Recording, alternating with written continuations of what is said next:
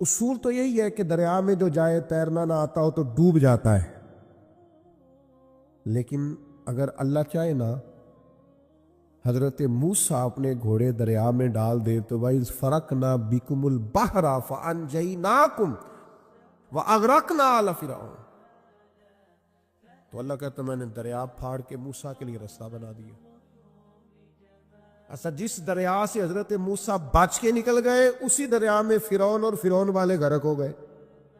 یہ کیا ہے؟ یہ روحانی زندگی۔ ایک ہے اسباب کہ آپ پانی میں گھوڑا پھینکے کہ آپ ڈوب جائیں، ایک ہے روحانی زندگی۔ یہ میں قرآن مجید پڑھ رہا ہوں، میں نے کوئی حدیث بھی نہیں سنائی، بزرگ کا قول تو دور رہا۔ قرآن فرماتا ہے کہ ہم نے فرعون اور فرعون والوں کو اسی دریا میں غرق کیا جس دریا میں ہم نے حضرت موسیٰ کے لیے رستے بنا دیے اور دریا پھاڑ کے رستے بنا دیے۔ تو رب کریم نے ایک روحانی زندگی بھی مومن کی رکھی ہے، روحانی زندگی۔ ذرا غور کیجئے کہ بھلا میں کیا کہنے لگا، صرف 50 سیکنڈ کے لیے آپ نے سوچنا ہے۔ زندگی میں ہمیں بہت ساری ایسی چیزیں ملی ہیں جو ہماری محنت کا نتیجہ نہیں، ہمیں بہت سارا ایسا کچھ ملا ہے جس کے ہم قابل تھے نہیں، پر رب نے عطا کر دیا۔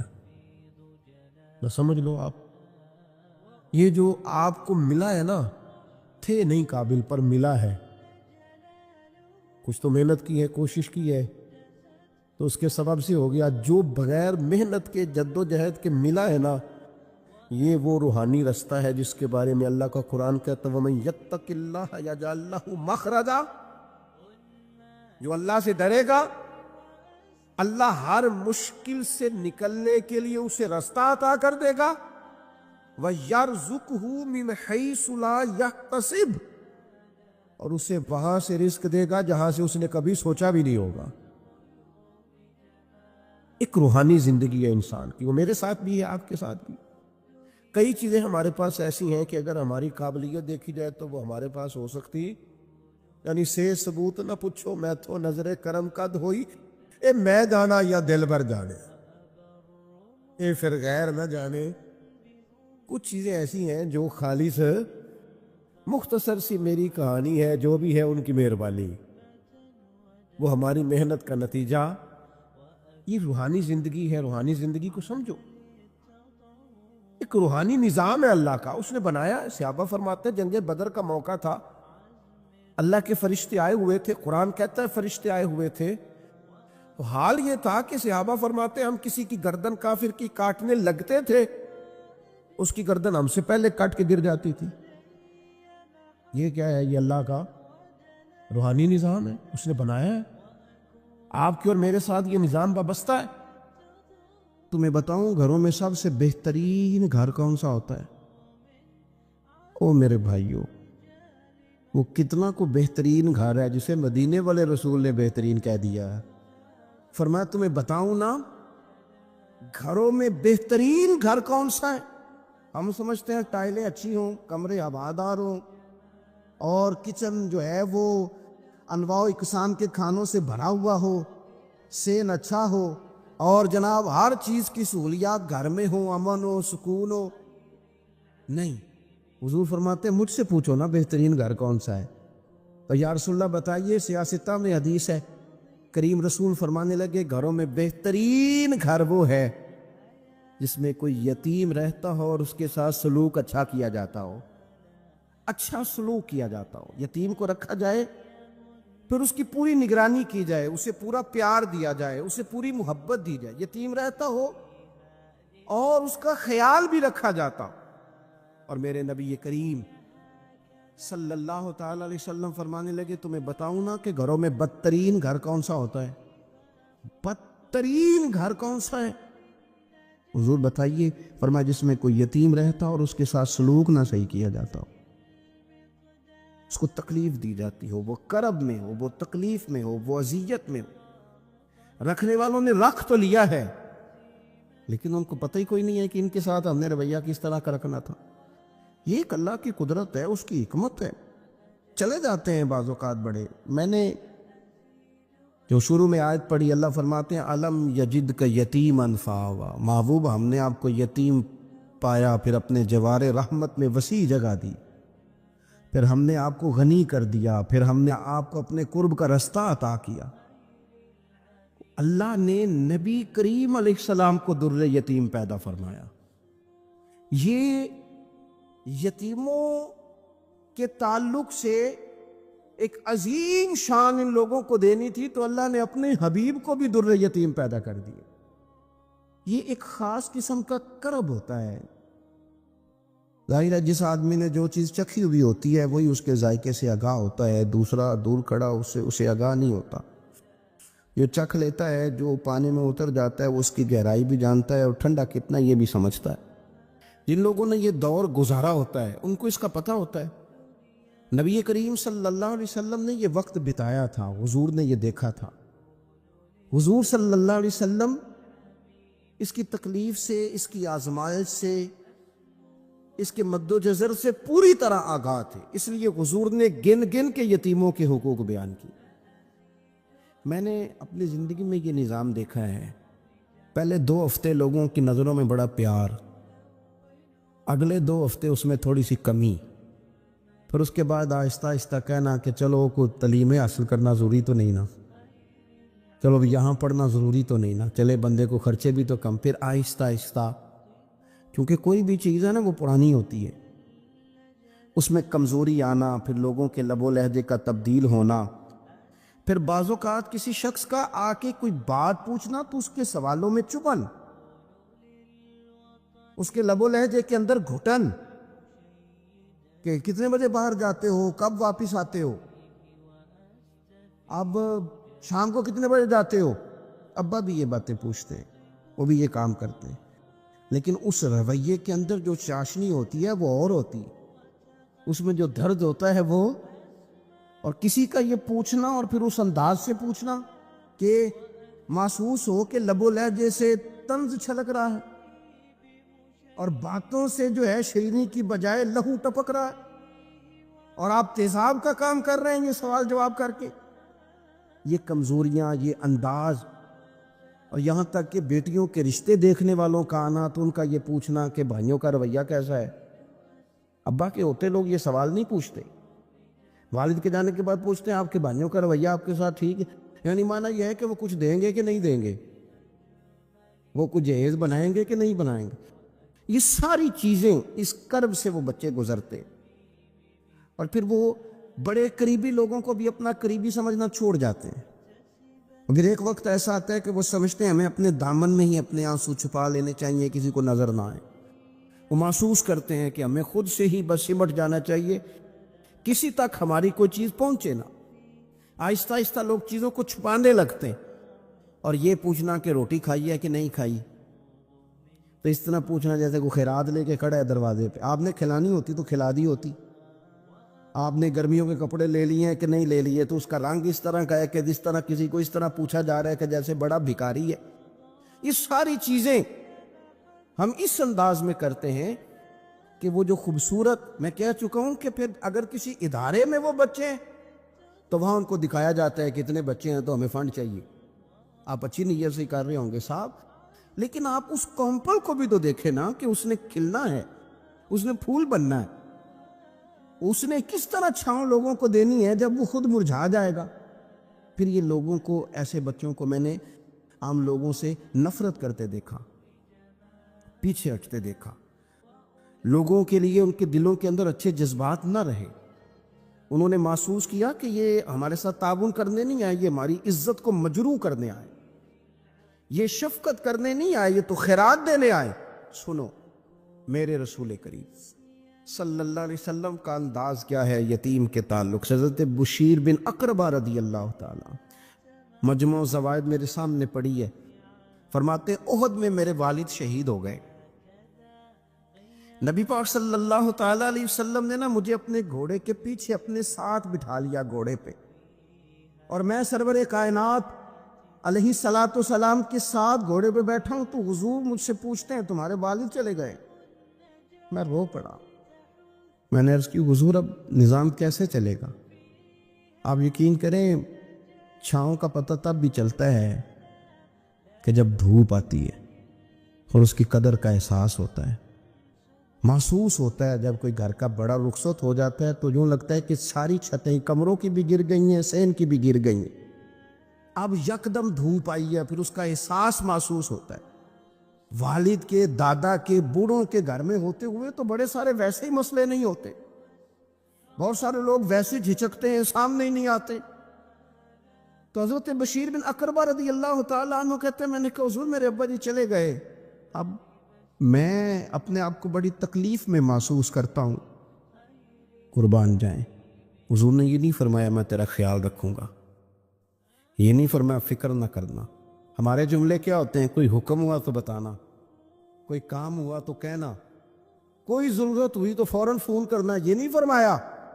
قربان جائیں، کیا ادائیں ہیں، کیا رنگ ہے، کیا دینے کا انداز ہے، اور کس طرح برکھا برستی ہے رحمت للعالمین محبوب کی۔ حضور فرمانے لگے بشیر کیا تو پسند نہیں کرتا کہ عائشہ تیری ماں بن جائے اور محمد عربی تیرے باپ بن جائیں؟ پسند کرتے ہو؟ حضرت بشیر بن اقربہ رضی اللہ تعالیٰ عنہ فرماتے ہیں کہ میں بیٹھا تو گھوڑے پہ تھا، پر مجھے یوں لگا کہ ساری ہی دنیا گویا میری جھولی میں آ گئی، سارا کچھ یہاں، اتنی بڑی بات حضور نے کر دی، اتنے بڑے جملے کہہ دیے۔ میں تو پسند نہیں کرتا، تجھے اچھا نہیں لگتا کہ عائشہ تیری ماں بن جائے اور محمد مصطفیٰ صلی اللہ علیہ وسلم تیرے والد بن جائے؟ تو پسند نہیں فرماتے، بس ختم ہو گئی بات۔ پھر تو ہم نے دھوپ دیکھی کبھی نہیں، پھر تو غربت گویا آئی کبھی نہیں، پھر تو ہم نے دیکھا ہی نہیں مد و جزر کیا ہوتا ہے۔ وہ تو دنیا کی بات کرتے ہیں نا، مجھے تو لگتا ہے کہ جن کے لیے یہ لفظ آ گئے نا ان کی تو قیامت کی بھی ساری مشکلیں حل ہو گئے، کہ تو آخرت کے بھی سارے معاملات طے ہو گئے۔ میرے نبی کریم صلی اللہ تعالیٰ علیہ وسلم ایک ہماری خاص توجہ، اور یہ ہمارا اپنا نفع ہے۔ ایک بچہ آ گیا، یتیم بچہ، اس نے آ کے عرض کی حضور 3 گھر میں افراد ہیں، میں، میری بہن اور میری بیوہ ماں، والد حضور چلے گئے اور آج نہ 3 دن ہو گئے روٹی کوئی نہیں کھائی۔ میں اس منظر کو بھی جانتا ہوں کہ جب یتیم گھر میں اکٹھے بیٹھے ہوتے ہیں اور پتہ ہوتا ہے ان کو کہ ہماری اماں کے پاس آج پیسے کوئی نہیں اور گھر میں روٹی بھی کوئی نہیں، تو پھر ان کو بھوک ہی نہیں لگتی۔ ہاں نہیں لگتی۔ اماں پوچھتی ہے پتر روٹی کھانی ہے؟ نہیں میں تو سویرے جو کھایا تھا وہ ہضم ہی نہیں ہوا، اماں جی شاہی کوئی نہیں۔ یہ پردے اس طرح کر کے بچائے جاتے ہیں، ایک دوسرے کو تسلیاں دینا، ایک دوسرے سے پیار کا بڑھ جانا، ایک دوسرے کے لیے جذبات اور طرح کے بن جانا، حکمت الہی کے تقاضے ہوتے۔ یا رسول اللہ صلی اللہ تعالیٰ علیہ وسلم بیوہ ماں ہے، یتیم بہن ہے، 3 دن سے کھایا کچھ نہیں، قربان جائیں۔ وہ گھر جہاں سے کائنات کھاتی ہے ساری۔ حضور نے فرمایا بلال جا کے ساری ازواج مطہرات سے پوچھ گھر میں کیا ہے۔ حضرت بلال کہتے ہیں میں سارے گھاری پوچھ آیا، ٹٹول آیا، ٹوٹل 21 کھجوریں نکلی۔ یہ 2 جہاں کے شاہ ہیں اور پاس کچھ رکھتے نہیں، 2 جہاں کی نعمتیں ہیں، ان کے خالی ہاتھ میں حضور کے سارے گھر کو میں ڈھونڈ 21 کھجوریں نکلی تو لا کے میں نے پیش کر دی، تو حضور نے ڈائریکٹ اس کو نہیں دی، نبی پاک نے اپنے ہاتھ پہ رکھ لی، اور کہتے پھر حضور نے نا اپنا منہ مبارک قریب کیا کھجوروں۔ صحابہ خود فرماتے ہیں کہ یہ جو حضور نے منہ مبارک قریب کیا نا تو نبی پاک برکت کی دعا کر رہے تھے، 21 کھجوروں پہ برکت کی دعا ہوئی۔ حضور نے اس بچے کو بلایا، تھپکی دی، فرمایا لے جا 7 تیری، 7 تیری بہن کی۔ انہیں معمولی نہ سمجھنا ہوا تو حضرت بلال کہتے ہیں حضور 3 بھی دے دینا کبھی تو 30 سال ختم ہی نہیں ہوتی، 30 سال گزر جاتے ہیں، نکالتے رہو کھاتے رہو، ختم ہی نہیں ہوتی۔ حضور نے فرمایا 7 تیری، 7 تیری بہن کی، 7 تیری والدہ کی، اور 7 حضور نے اور بھی تلقین فرمائی، فرمایا ایک سویرے کھایا کرنا، ایک شام کو کھایا کرنا، یہ لے جا۔ حضرت سیدنا بلال حبشی کہتے ہیں رضی اللہ تعالیٰ عنہ کہ بچہ لے کے جب باہر نکلا تو حضرت سیدنا معاذ ابن جبل دوڑ کے گئے اور جا کے بچے کے سر پہ شفقت سے ہاتھ پھیرا، کا فکر نہ کرنا، رب کریم تجھے بہترین سرپرست عطا کرے گا، پتر پریشان نہ ہونا، اللہ تیری مدد کرے گا۔ صرف حوصلہ دیا، سر پہ دست شفقت پھیرا، بچہ چلا گیا تو حضور نے فرمایا ماں ادھر آؤ نا ذرا۔ یا رسول اللہ حکم ہو۔ فرمایا کس چیز نے تمہیں اٹھایا بچے کے سر پہ ہاتھ رکھنے کے لیے؟ اس نے تمہیں کہا کس چیز نے تمہیں اٹھایا جو تم بچے تک پہنچ گئے؟ عرض کی یا رسول اللہ وہ جو میرے دل میں اللہ نے یتیم کے لیے رحمت رکھی ہے نا، اس نے مجھے اٹھایا تھا، اور میں نے جا کے اس کے سر پہ دست شفقت پھیرا تو حضور فرمانے لگے سن پھر، جو کسی یتیم کے سر پہ خالی ہاتھ بھی پھیر دے، جتنے بال اس کے ہاتھ کے نیچے آئیں گے نا، رب اتنی خطائیں معاف کرے گا، اتنی نیکیاں دے گا، اتنے درجے اس کے بلند کر دے گا۔ خالی دست شفقت ہی پھیر دے، دینا دلانا تو بعد کی بات ہے، اس کا خیال رکھنا تو۔ یہ جو ہمارے مدارس ہیں نا، ان میں اکثر بچے غریب ہوتے ہیں، لیکن کچھ بچے تگڑے گھروں کے بھی ہوتے ہیں، مالدار گھروں کے بھی ہوتے ہیں۔ اس میں اگر کوئی ایسا بچہ آ بھی جاتا ہے نا جو یتیم ہے، کمزور ہے، تو وہ اپنے آپ کو محسوس نہیں کرتا کمزور، کیونکہ وہ یہ نہیں سمجھتا کہ میں یتیم خانے میں آیا ہوں۔ اس کے ذہن میں مائنڈ سیٹ یہ ہوتا ہے کہ میں مدرسے میں آیا ہوں اور میں پڑھنے کے لیے آیا ہوں، اور کیونکہ وہ کچھ وزادار بچے، مالدار بچوں کے ساتھ وقت گزارتا ہے، اسی دسترخوان پہ بیٹھ کے کھاتا ہے، اسی کلاس میں سب کے ساتھ بیٹھ کے پڑھتا ہے، تو اس کی عزت نفس مجروح ہونے کی بجائے طاقت پکڑتی۔ وہ برابری کی سطح پہ جب آتا ہے تو اسے محسوس ہوتا ہے کہ مجھے عزت دی جا رہی۔ اس لیے مدارس اسلامیہ میری نظر سب سے مضبوط جگہ ہیں جہاں مساکین کی، یتیموں کی، غریبوں کی صحیح معنوں میں کفالت بھی ہوتی ہے، تعلیم بھی ہوتی ہے، عزت بھی ہوتی ہے، تربیت بھی ہوتی ہے۔ میرے رسول کریم علیہ السلام بڑے انہماک کے ساتھ، بڑے توجہ کے ساتھ۔ اچھا ایک کام اور ہوتا ہے ہمارے ہاں، وہ کیا ہے؟ اگر کوئی یتیم مال چھوڑ گیا نا اس کا باپ، تو پھر تو بارے نہیں آ رہے ہیں اس کے، پھر تو اللہ خیر کرے کہ بہت سارے مل جائیں گے کفالت کرنے والے، بہت سارے ملیں گے دھیان رکھنے والے، بڑے سارے ملیں گے توجہ دینے والے۔ قرآن مجید نے فرما دیا ہے کہ جو یتیم کا مال کھاتا ہے وہ سمجھ لے کہ میں مال نہیں کھا رہا، میں آگ کھا رہا ہوں، آگ کھا رہا ہوں، آگ۔ سورہ نساء دیکھیے۔ ہمارے ہاں اگر تو مال چھوڑ گیا ہے تو پھر تو بہت سارے رشتہ دار مستقل اس کے محلے میں مکان لینے کو تیار ہو جاتے ہیں، الا ماشاءاللہ۔ پھر تو بڑے سارے ایسے بھی رشتہ دار بن جاتے ہیں جن کو والد کی موجودگی میں کبھی زیارت کا موقع بھی نہیں ملا تھا۔ یہ مال جو یتیم کا ہے اس کی تو زیادہ حفاظت کرنی تھی۔ ہم کئی دفعہ مسئلہ بتاتے ہیں، لوگ فتویٰ بازی شروع کر دیتے۔ مجھے بلایا گیا کہ ایک صاحب کا انتقال ہو گیا تو ان کا ختم شریف ہے، تو بچے ان کے نابالغ ہیں، تو میں نے کہا کہ آپ اس طرح کریں، ان کے مال میں سے زیادہ پیسے نہ صرف کریں۔ نہیں جی نہیں، بڑے پیسے کمائے ہیں جی، اس نے ساری زندگی باہر نکالی، یا تو لاکھوں کروڑوں کمائے ہیں، تو چھوٹا گوشت پکائیں گے، بکرے کا گوشت پکائیں گے اور ہم ان کا ختم شریف دلائیں گے۔ تو میں نے کہا صاحب آپ رشتہ دار ہیں، ان کے بچوں کے مال کی حفاظت کریں۔ ختم شریف تو اس میں گوشت زیادہ ہونا ضروری نہیں، اس میں تو درد سے دعا کرنا ضروری ہے، اس میں تو تلاوت قرآن پاک کے سالے ثواب میں ضروری ہے، ذکر اذکار ضروری ہے۔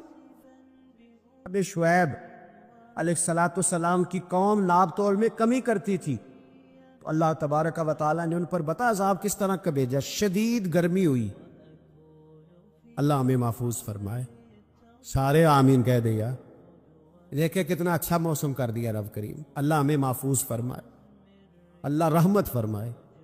شدید گرمی کی لہر آئی، باہر اتنی گرمی ہوئی کہ لوگ اپنے گھروں میں گھس گئے، جس طرح سورج کی شعائیں گھروں کے اندر داخل ہو جاتی ہے، اس طرح گرمی کی لہر اندر داخل ہوئی، اور جس طرح کسی کو آگ لگ جائے تو وہ آدمی اچھلتا کودتا ہے نا، اس طرح یہ لوگ اچھلنے لگے اور اچھل کود کے مر گئے۔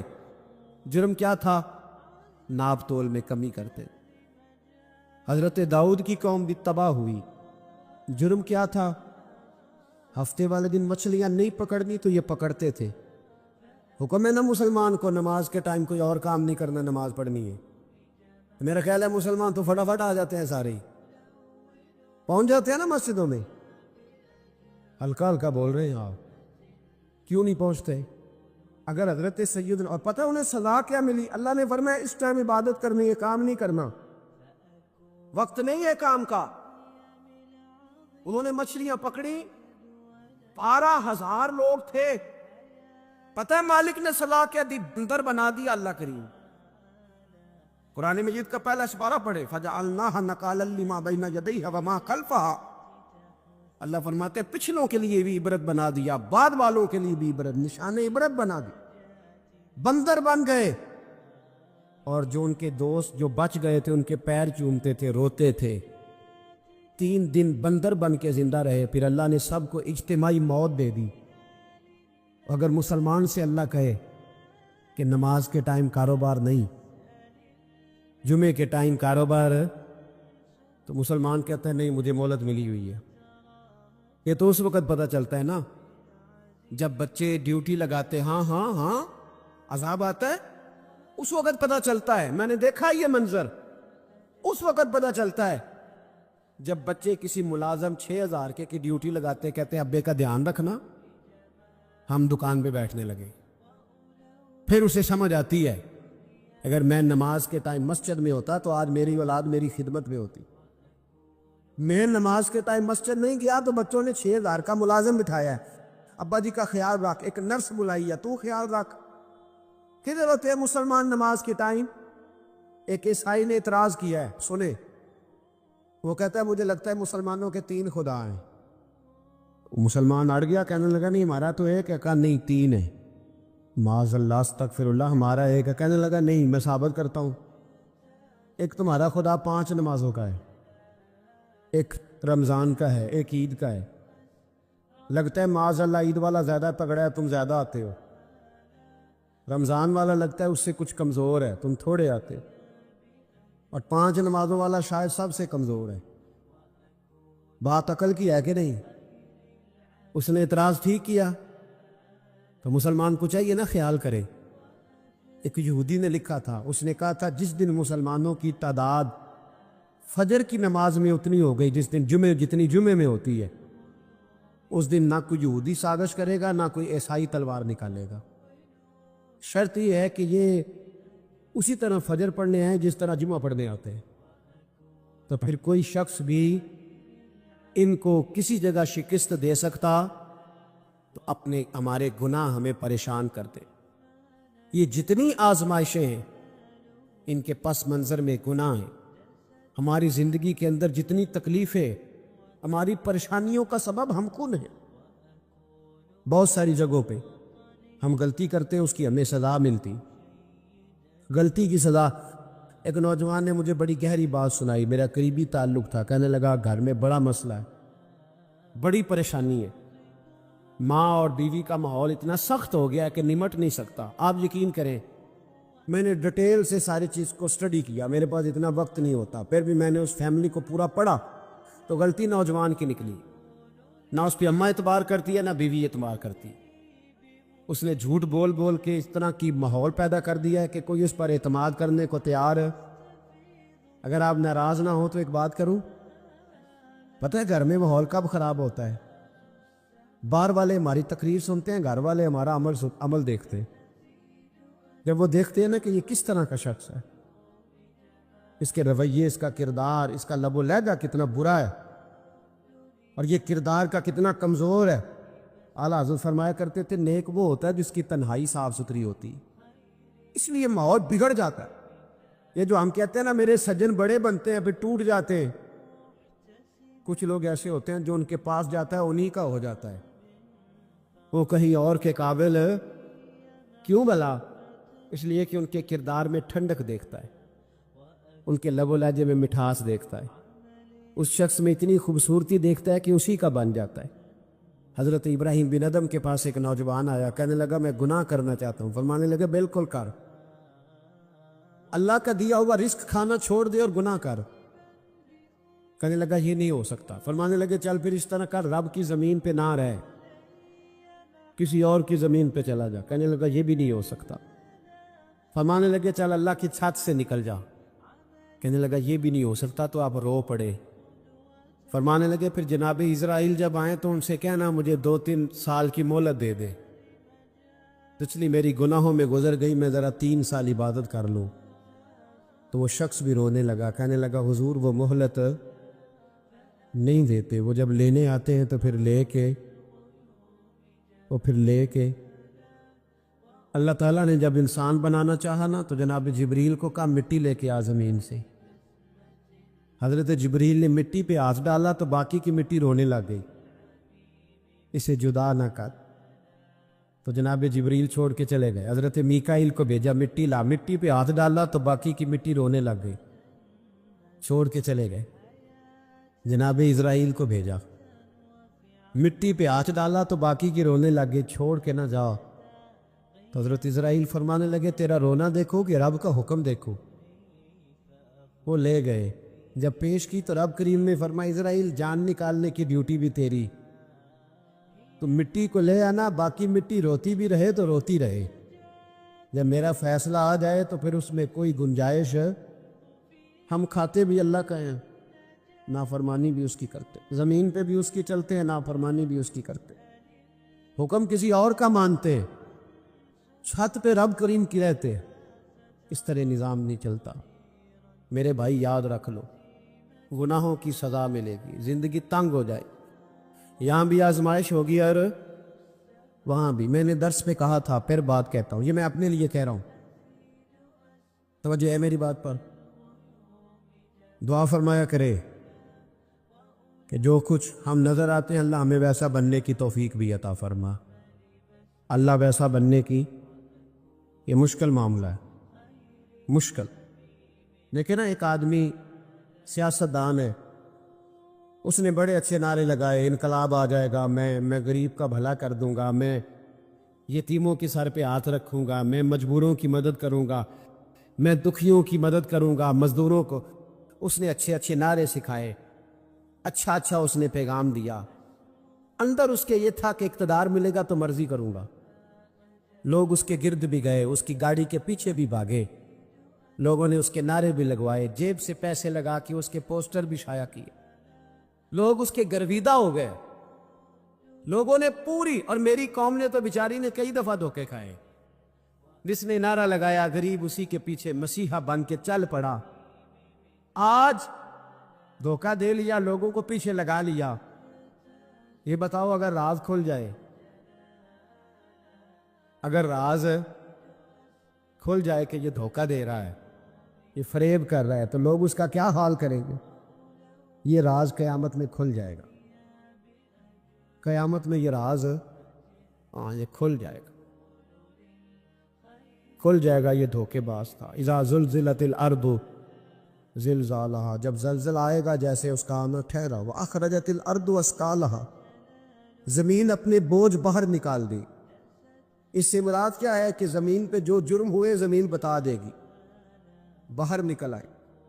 وقال الانسان ما لہا، انسان کہے گا اسے کیا ہوا، یہ تو سب کچھ بتا رہی، بوجھ باہر نکال دے گی۔ ایک آدمی پیر طریقت بن کے بیٹھ گیا، جبہ کبا پہن کے بڑی پگڑی باندھ کے بیٹھ گیا، اچھی نیک باتیں بتانے لگا، لوگ اس کی دست بوسی کرنے لگے، ہاتھ چومنے لگے، پیچھے لگ گئے، خدمت کرنے لگے، جیب سے نذرانہ دینے لگے، اس کے نام پر لوگ اپنی جیب سے لنگر پکانے لگے، خانقاہ کی خدمت ہونے لگی، مہمان اس کے آتے، نوکری کوئی اور کرتا۔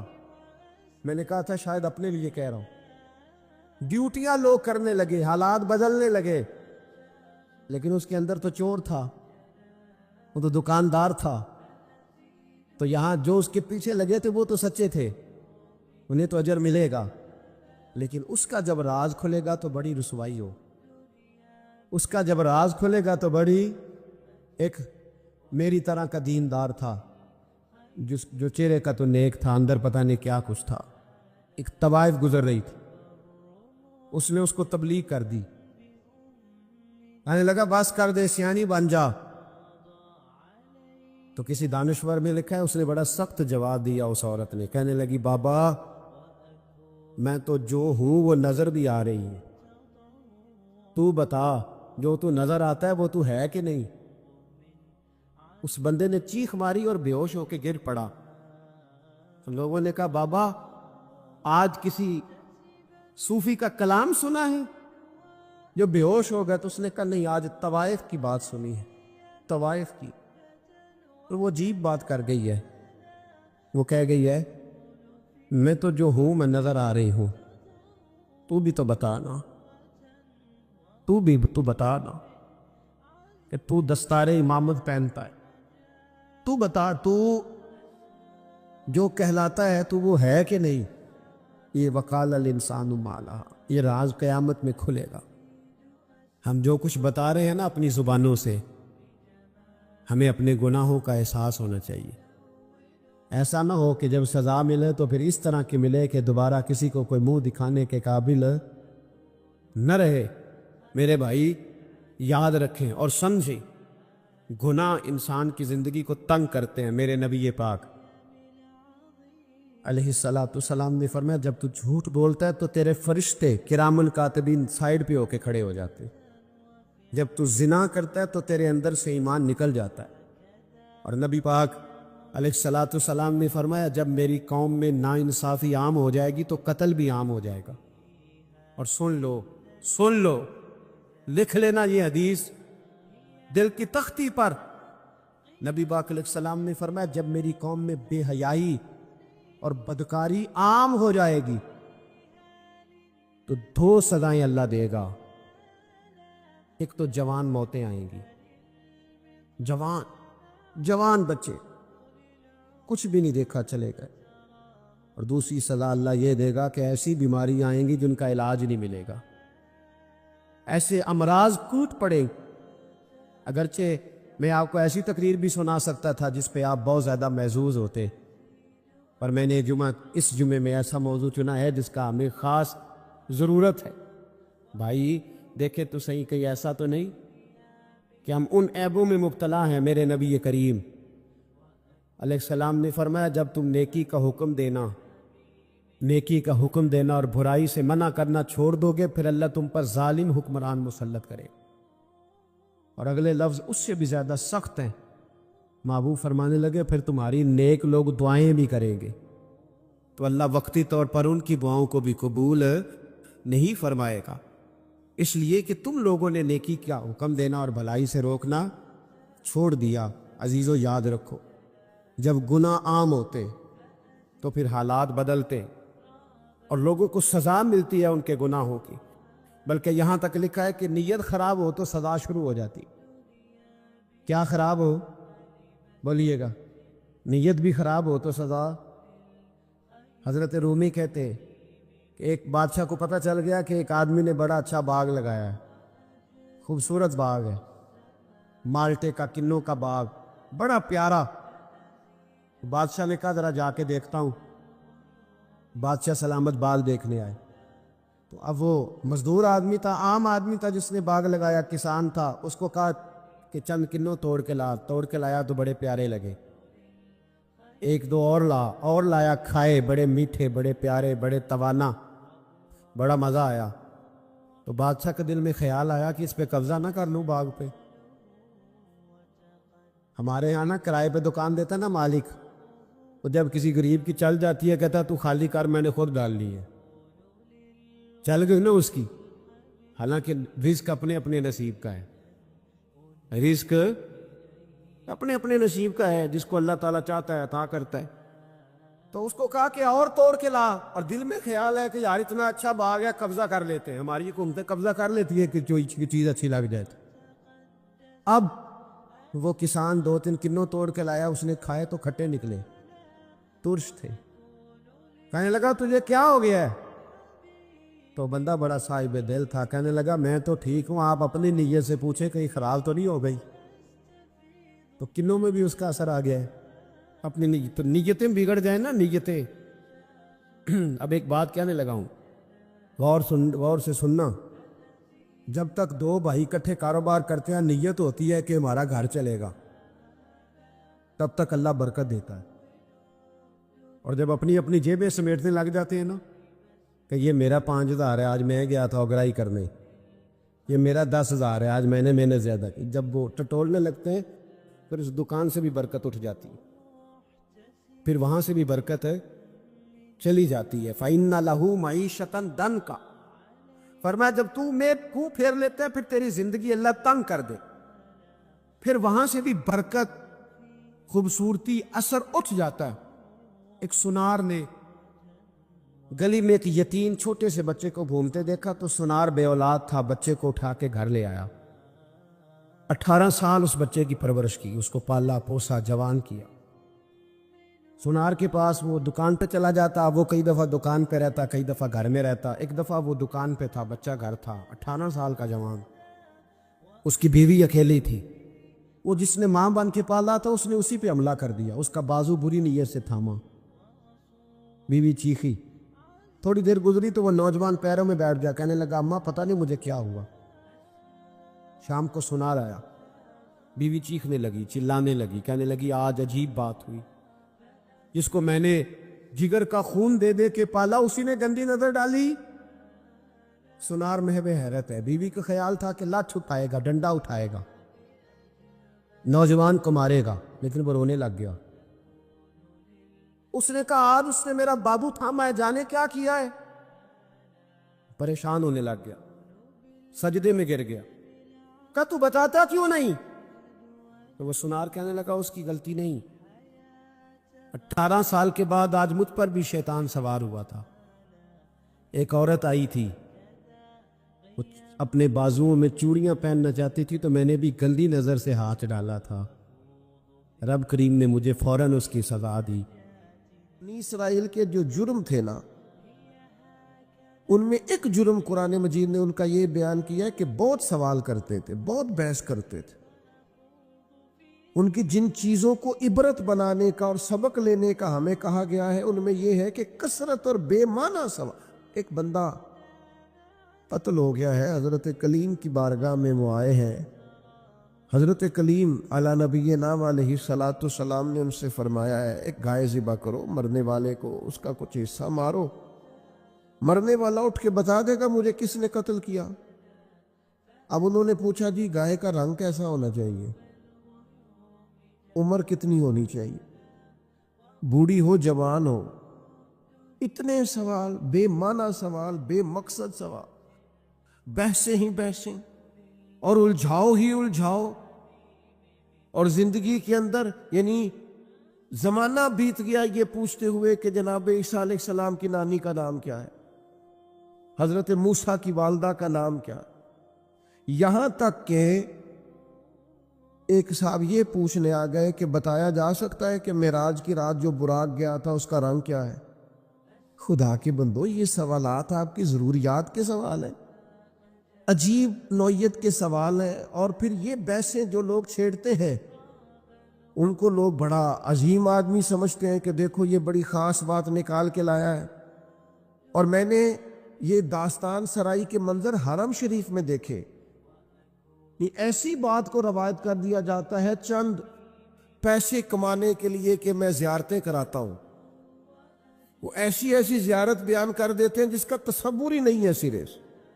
مجھے ایک صاحب زیارت کرانے کے لیے لے گئے تو کہنے لگے وہ جو نبی کریم علیہ السلام نے ایک مقام پہ فرمایا تھا نا کہ یہ بکری کا بچہ جو مرا ہوا ہے تم بتا سکتے ہو کہ اس کے مالکوں کی نظر میں اس کی کیا قیمت ہے؟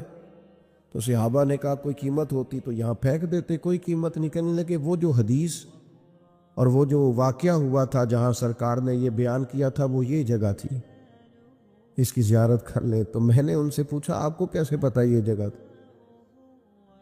میری بات کی سمجھ آ رہی ہے؟ کیسے پتہ ہے آپ کو؟ کتاب میں بخاری میں حدیث موجود ہے لیکن وہاں تو کوئی تعین نہیں ہے کہ وہ خاص، یہ بعض اوقات یہ ہوتا ہے کہ سرکار فلاں محلے سے گزر رہے تھے، لیکن بھائی نہیں آپ نے تعین کر دیا اور تبدیلی یہ وقت کے ساتھ جگہ بدل گئیں، حالات بدل گئے، کہیں خالی زمین پر مکانات آپ نے تعین کیوں کر کے کیا؟ کس وجہ سے کیا؟ ایک نئی بات جڑنے کے لیے؟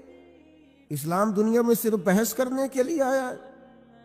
آپ روز ایک نئی بحث کریں گے، روز ایک نئی کہانی بنائیں گے، روز ایک آپ عنوان بنائیں گے جس پر مجادلہ ہو، مکالمہ ہو، مناظرہ ہو۔ دین کے اخلاقی پہلو اور جو عمل کے لیے دین دنیا میں آیا تھا اس پر عمل کب کرنا؟ فضول قسم کی ابحاث میں وقت ضائع ہوتا ہے، اور ہم بڑے مزہ لے لے کے، لطف لے لے کے ان چیزوں کو سنتے ہیں، غور کرتے ہیں۔ عزیز بھائی سنو اللہ کے حبیب نے کیا فرمایا۔ حضور فرمانے لگے خوبصورت مسلمان وہ ہے جو بے مقصد باتوں کو چھوڑ دے، لا یعنی اور بے مقصد چیزوں کو چھوڑ دے، با مقصد معنی خیز جو اس کی ضرورت کا کام ہے وہ ضرورت کی حد تک اپنے آپ کو وقف رکھے۔ اور پھر دوسرا، ہم ایک اور کام کے اندر بہت زیادہ شوق رکھتے ہیں، میری ذمہ داری جو ہے میں وہ کام ٹھیک نہیں کرتا لیکن مجھے دوسرے کے کام میں مداخلت کرنے کا بڑا شوق ہے، بجائے اس کے کہ میں اپنا خیال رکھوں کہ جو اللہ تعالیٰ نے میرے اوپر ذمہ داری ڈالی ہے وہ میں کس طرح سے سر انجام دے رہا ہوں، میں دوسروں کا خیال رکھتا ہوں۔ ہمارے استاد صاحب مختلف اساتذہ کی میٹنگ کرتے تو ایک جملہ ان کا مجھے بڑا یاد رہ گیا، وہ کہنے لگے مہربانی کیجیے گا اپنی اپنی کلاس کا خیال رکھیے گا، دوسروں کی کلاسوں کا خیال وہ ان کی ذمہ داری ہے، ان کی ثواب دید ہے جو استاد اس کلاس کو پڑھاتے ہیں۔ اپنی ذمہ داری، اپنی ڈیوٹی۔ میں آپ سے عرض کرتا ہوں اگر ہمارے ہاں مزاج مداخلت کا نہ ہوتا، ہمارے ہاں اپنی ڈیوٹیاں اپنے حساب میں اپنے دائرہ کار میں رہ کے کرنے کا مزاج ہوتا، بہت سارے کام صحیح ہو رہے ہوتے، لیکن جہاں ہر شخص کو اجازت ہے وہ ہر کام کرتا ہے۔ آپ بیمار ہو جائیں، لوگ تیمارداری کرنے آئیں گے، جتنے لوگ پتہ لینے آئیں گے سارے ایک ایک نسخہ بھی بتا کے جائیں گے، یہ کھا لیں اس سے مجھے فائدہ ہوا تھا۔ حالانکہ آپ کسی اسپیشلسٹ ڈاکٹر کے پاس جاتے ہیں، آپ کہتے ہیں میں بیمار ہوں، تو وہ پہلے آپ کا بلڈ پریشر دیکھتا ہے، پھر ایک کونے میں وہ لکھتا ہے کہ آپ کو شوگر تو نہیں، پھر آپ کا وزن پوچھتا ہے، عمر پوچھتا ہے۔ اس تقاضے کی روشنی میں ان ساری چیزوں کو دیکھ کر نسخہ تیار کرتا ہے، لیکن وہ جو آپ کے لیے چاروں مغز بنا کے لایا اس نے کچھ بھی نہیں پوچھا کہ بھئی آپ کو شوگر تو نہیں، بلڈ پریشر تو نہیں، یہ والا مرض تو نہیں، لے آیا ہے۔ کیونکہ ہر بندے کو حکیم بننے کا شوق ہے، اسی طرح ہر آدمی کو دینی مسئلہ بیان کرنے کا شوق ہے۔ اس نے کوئی 4 کتابیں بھی نہیں پڑھی، وہ ضروریات سے بھی آگاہ نہیں، اسے نہیں پتا کہ دین کے مختلف پہلوؤں کا عنوان کیا ہے۔ کسی استاد کے پاس وہ نہیں بیٹھا، 4 باتیں کہیں سے سن لی ہیں اور 4 چیزیں کہیں سے اس نے دیکھ لی ہیں تو وہ بہت بڑا جناب دائی بن کے وہ کام کر رہا ہے۔ تو اپنا کام جو ہے اس کو صحیح کر کے اگر کیا جائے، اگر ٹھیک کر کے کیا جائے اپنے دائرہ کار کے اندر، آپ یقین کریں بندے کو مزہ آتا ہے کام کرنے۔ حضرت معاویہ بن خدیج رضی اللہ تعالیٰ عنہ ایک صحابی ہیں، وہ کہتے ہیں سیدنا عمر فاروق رضی اللہ تعالیٰ عنہ نے اپنے زبانہ مبارکہ میں مجھے ایک مہم کے لیے بھیجا تھا، تو وہ ماحول کچھ اس طرح کا بنا ہوا تھا کہ شدید انتظار تھا کہ بنا کیا۔ تو آج کل کا تو دور تھا نہیں کہ فوراً آپ کسی چیز کو لائیو دیکھ لیں یا واٹس ایپ پہ فوراً آپ کو میسج کر دی، دور سے آنا ہے اور آ کر ہی کسی نے پیغام دینا۔ تو ابن خدیج رضی اللہ تعالیٰ عنہ کا بڑا انتظار تھا جناب عمر کو۔ فرماتے میں دوپہر کے وقت خبر لے کے مدینہ طیبہ میں آیا، چلچلاتی دھوپ تھی، گرمی کا موسم تھا اور رواج بھی تھا دوپہر کا کھانا کھا کے لوگ آرام کرتے۔ بعد ظہر میں پہنچا، اکثر دروازوں کے کواڑ میں نے بند دیکھے، تو میں نے کہا کہ عصر کے بعد جناب عمر کو پیغام دوں گا کہ اللہ نے فتح دے دی۔ فرماتے ہیں کہ بعد عصر میری ملاقات ہوئی تو جناب عمر تو نماز کا سلام پھیرتے ہی پوچھنے لگے، یار اللہ تیرا بھلا کرے، میں تو تھک گیا تیرا انتظار کر کر، کیا نتیجہ نکلا؟ اللہ نے کامیابی دی؟ تو فرماتے ہیں میں نے فوراً کہا حضور اللہ کا شکر ہے، اللہ نے اپنے فضل سے مسلمانوں کو کامیابی دی۔ حضرت عمر کہنے لگے کہ جو رستہ ہے وہی مجھے معلوم ہے اور جنگ کا دورانیہ بھی معلوم ہے، تو آپ دیر سے کیوں آئے؟ میں بے چین تھا۔ حضرت معاویہ بن خدیج رضی اللہ تعالیٰ عنہ عرض کرنے لگے حضور میں تو آ گیا تھا ظہر کے بعد، لیکن اس خیال سے کہ آپ سو رہے ہوں گے، اس خیال سے کہ آپ آرام فرما ہوں گے، میں نہیں آیا کہ عصر کے بعد مسجد میں ملاقات ہوگی تو میں بتا دوں گا، تو یہ جناب عمر کا طرز ہے۔ یہ وہ لوگ ہیں جن کا وجود اس طرح کا تھا کہ ہر چیز میں ٹھہراؤ تھا۔ حضرت عمر فرمانے لگے سویا کرتا تھا میں، لیکن امیر المومنین بننے سے پہلے تم دوپہر کی بات کرتے ہو، میں تو احساس ذمہ داری کے بوجھ میں اتنا دبا ہوں کہ رات کو بھی جی بھر کے نہیں سو پاتا۔ میں سمجھتا ہوں میری ڈیوٹیاں ہیں، مجھے ڈیوٹیاں کرنی چاہیے، اپنی ذمہ داری کو مجھے صحیح طریقے سے سر انجام دینا چاہیے، مجھے اپنا کام وقت پر کرنا چاہیے۔ تو ہم کیا کرتے ہیں؟ لغویات میں وقت ضائع کرتے ہیں، بے معنی، بے مقصد، مبہم کاموں میں۔ ہماری ضرورت کے کام پڑے ہوئے ہیں، گھر والے آوازیں دے رہے ہیں، یہ کام کرانے والا ہے، یہ ڈیوٹی کرنے والی ہے۔ ہم جس جگہ، جس ادارے کے کسی جگہ ملازم ہیں، ڈیوٹی کرتے ہیں، وہاں چیزیں منہ چڑھا رہی ہیں کہ یہ کام ابھی ہونے والا ہے، یہ ہونے والا، لیکن ہمیں باقی ساری دنیا کا پتہ ہے، باقی سارے معاملات کا ہمیں پتہ ہے۔ ہم نے اپنی ڈیوٹی صحیح کرنی۔ حضرت سعد بن ابی وقاص رضی اللہ تعالیٰ عنہ کو جناب عمر نے بلا کے کہا میرا دل کرتا ہے آپ ایک صوبے کے گورنر بن جائیں۔ تو حضرت سعد بن ابی وقاص کہنے لگے حضور کوئی میدان والا کام بتائیں، کوئی تلوار والا کام بتائیں، مجھے وہ کام بتائیں کہ میں دشمن کے مقابلے میں ڈٹ جاؤں اور میں کسی غزوے میں نکلوں، جہاد پہ نکلوں اور میں فوج کی سپہ سالاری کروں۔ یہ بیٹھ کر کام کرنا اور حکومت کرنا یہ میرے بس کی بات نہیں، ہم تو گھوڑوں پہ رہنے والے لوگ ہیں۔ شہاب الدین محمد غوری، اللہ نے اس شخص کا وجود پاکستان کو عطا کیا۔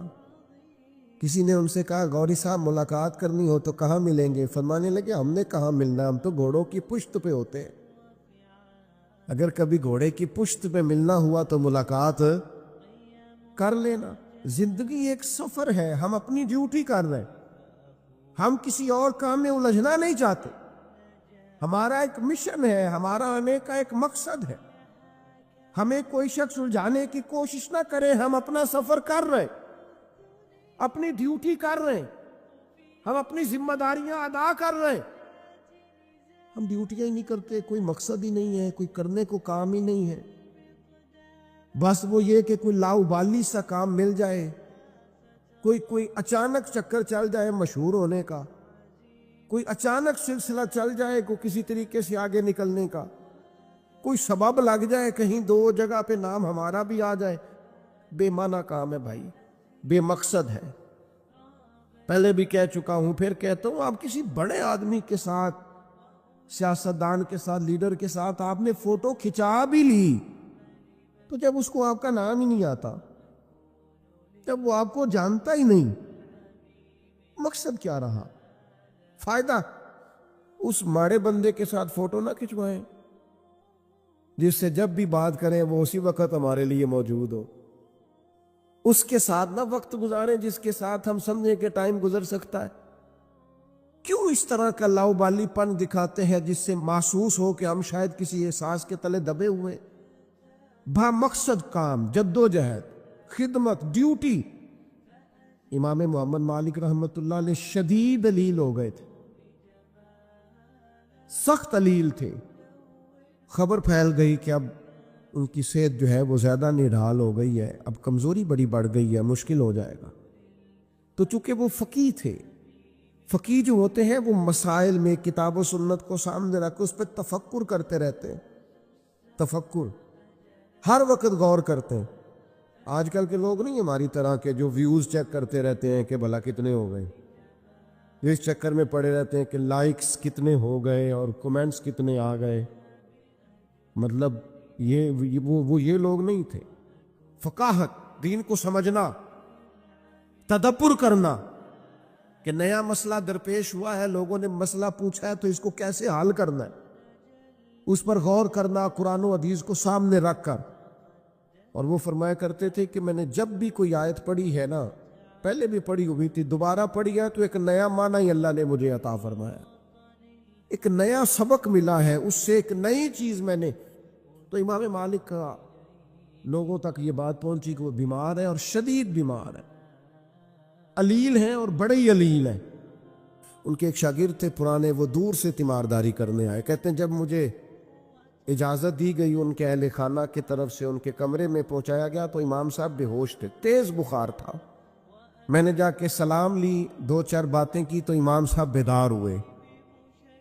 تیز بخار تھا، ہاتھ اٹھاتے تھے تو ہاتھ کانپتا تھا اور نکاہت تھی. اور گھر والے مجھے ان کے بچے، ان کے پوتے بتا رہے تھے کہ کئی دنوں سے کھانا پینا حضرت نے بہت کم کر دیا. لیکن فرماتے ہیں اسی وقت یہ آنکھیں کھول کے کہنے لگے یار شکر ہے اللہ کہ تم آئے ہو. میں ڈھونڈ رہا تھا کہ کوئی عالم دین مل جائے، ایک فقہی جزیے میں الجھ گیا ہوں. یہ پوچھنا تھا کہ فلاں حد جب بندہ کرتا ہے اس کے بعد صحیح جو ہے وہ سواری پہ کرنی چاہیے یا پیدل کرنی چاہیے؟ سواری پہ افضل ہے کہ میں اس مسئلے میں الجھا ہوا ہوں، ذرا تھوڑا آنا، یہ دلائل ہیں، یہ دلائل ہیں، یہ فلاں نے لکھا ہے، یہ فلاں نے لکھا ہے، ذرا استنباط کاری سے مسئلہ کیا ہے. تو شاگرد بڑے نکمے ہوتے ہیں کئی، ذرا تھوڑا سا جان چھڑاتا ہوں کہ کسی طریقے سے. یہ کیا لوگ ہیں کہ آخری ہجکیاں چل رہی ہیں اور ابھی امت کو مسائل نکال نکال کے دے رہے ہیں. فرماتے ہیں میں دلیلیں دینے لگا تو امام صاحب میری دلیلیں توڑنے لگے، کہنے لگے نہیں تیری بات تو ٹھیک ہے پر فلاں جگہ یہ بھی تو لکھا ہے نا. میں نے پھر دلیل دی کہ وہ تو ٹھیک ہے پر فرما امام کا اس پر یہ قول بھی تو موجود ہے. فرماتے ہیں کتنی دیر علمی گفتگو ہوتی رہی، پھر وہ تھک گئے اور لیٹ گئے. تو میں نے کہا آپ آرام کریں، مجھے اجازت دیں.